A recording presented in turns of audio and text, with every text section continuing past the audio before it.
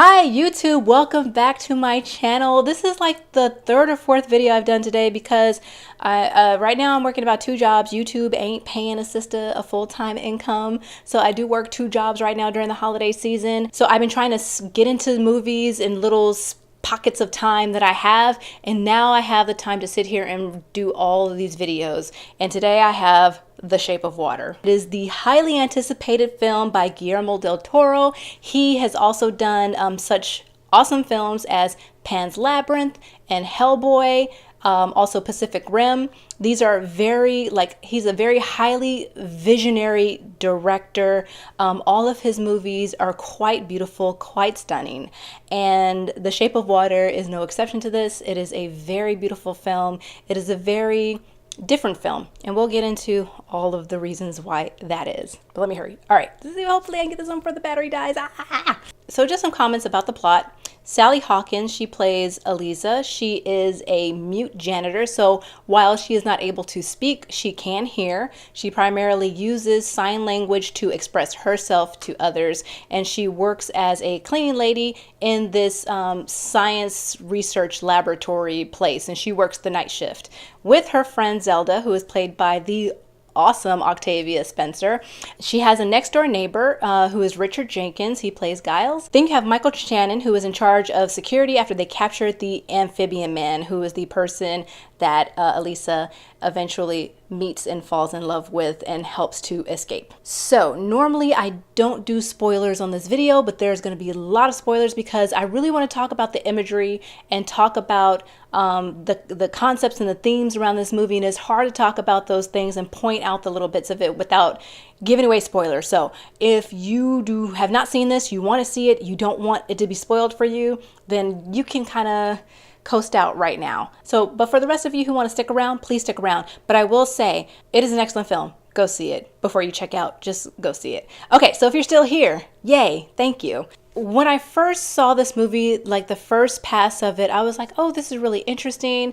You know, all of the, colors, composition, all that good stuff that goes with good filmmaking is really interesting. And then after I saw it, my brain started to kind of like really break it down and kind of analyze it. And I was like, oh, just kind of some things that jumped out to me here and there that I thought were really interesting and that I would like to discuss with you. This movie really deals a lot with isolation and loneliness. So every single character in this film is suffering from it in some form or another. So Elisa, she is mute, she cannot speak.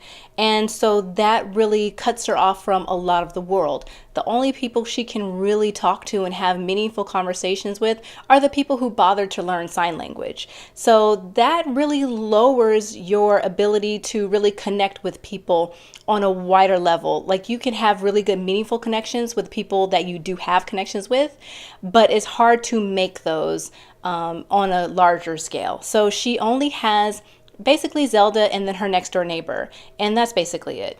Then you have Zelda. So she works this night shift with Elisa. Her husband is not like the best life partner, and so she's isolated in that way. Then you have Giles, who is played by Richard Jenkins.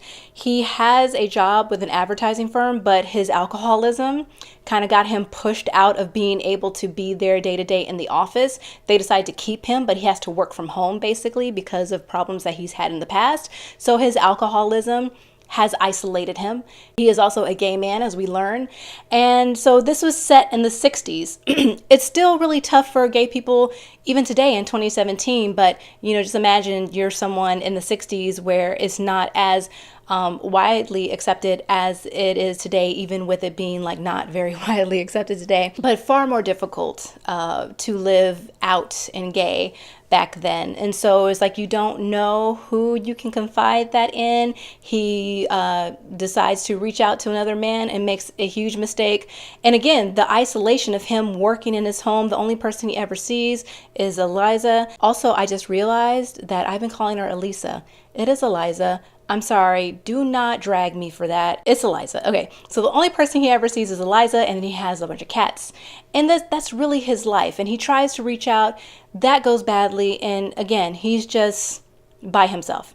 Then you have the amphibian man. Once you think about it, okay, once he's captured, he is in this tank by himself. He's very isolated, and he's being tortured by Michael Shannon on a regular basis.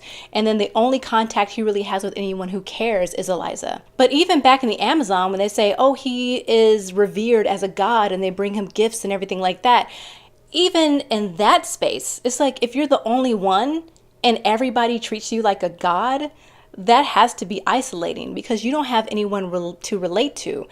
These people in the Amazon have such reverence for him that it's not really possible for you to be on the same level as someone as you revere so much. So it's really hard to relate to someone. So even in the Amazon, he was free, he wasn't being tortured, but he was still isolated. And then you have Hofstadter, who is alone in the fact that he is a Russian operative, so he's far away from home. He's in the United States pretending to be someone that he is not. And when you are in that like spy sort of zone, you can't have close connections with people because they're not supposed to know who you are. That even if you did manage to strike up a relationship with someone, it's based on the person that they think you are.